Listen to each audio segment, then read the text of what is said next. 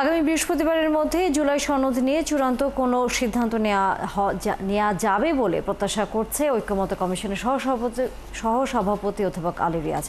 রাজধানীর foreign service একাডেমিতে রাজনৈতিক দলগুলোর সাথে দ্বিতীয় ধাপের সংলাপের ২১তম দিনের সূচনা বক্তব্যে তিনি এসব কথা বলেন।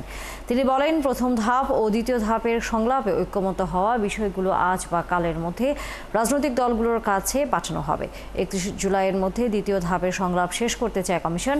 আর ঐক্যমতের বিষয়গুলো সংযুক্ত করে ৩১ জুলাইয়ের মধ্যে সনদের জায়গায় পৌঁছাতে পারব আশা করছি।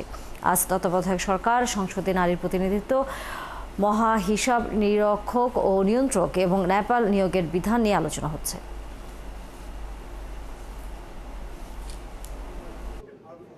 প্রাথমিক পর্যায়ে যে সমস্ত ঐক্যমত্য হয়েছে সেগুলো আমরা আশা করছি আজ বা কালের মধ্যে রাজনৈতিক দলগুলোর সাথে আমরা তাদের কাছে পৌঁছে দিতে পারব।